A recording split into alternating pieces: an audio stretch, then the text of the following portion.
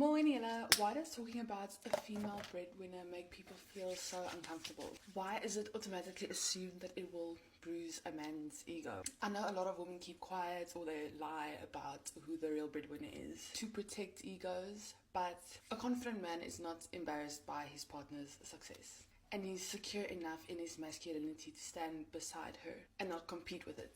Sika has always been so supportive of me, and I wouldn't have been able to do anything that I've done without him. I'm also not sharing too much. In fact, the reaction in the comment section is exactly why I chose to share that. It just shows how deeply society still ties a man's value to provision, and how rarely we make space for other realities, because now I have to pretend or lie or keep quiet about my reality. A female breadwinner is extremely normal in my reality. We live in a time where women are working, succeeding, doing really well. What do you expect?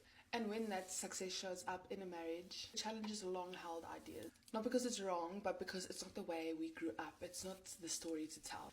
For me, respect is the foundation of a home. We don't run a home with finances, we run it with values. Money doesn't lead a family, values do. In our home, Umyenuwam is deeply respected as the head of the house. Leadership isn't only about financial provision. It's about presence and guidance and covering your family emotionally and spiritually. Also, being the financial provider doesn't automatically make you a good husband. An employee, you have to come home and still be a husband, show up, be present. You still have to be a father. Love has to be felt, not funded. And the hill that I'm willing to die on is this one.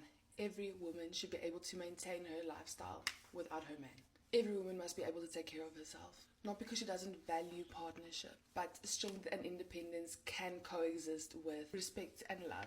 But every home is different, and what matters most is the people inside of it, doing what works for them, with honesty and dignity and respect. At the end of the day, I'm always trying to change the narrative. At first, it was the interracial relationship, and I guess a lot of Afrikaans people felt uncomfortable. And now in this case, you might feel uncomfortable, but I'm trying to change the narrative. Because not everyone's reality looks the same, and it also doesn't have to. Female success is not a problem, insecurity is. A home built on truth and support will always be stronger than one built on pretending. If anything, the conversations that are happening are showing where society still feels uncomfortable, not where our marriage is fragile. We didn't start having these conversations because of television. We were already living them. The show didn't create our reality, it simply reflected it. Sika is still very young, smart, and ambitious, and I love him for who he is. He's busy working on his next move, and when you don't have to feel uncomfortable or embarrassed about something that we're not uncomfortable or embarrassed about. I understand the concern, and I thank you. And thank you for looking out for us. But a strong marriage isn't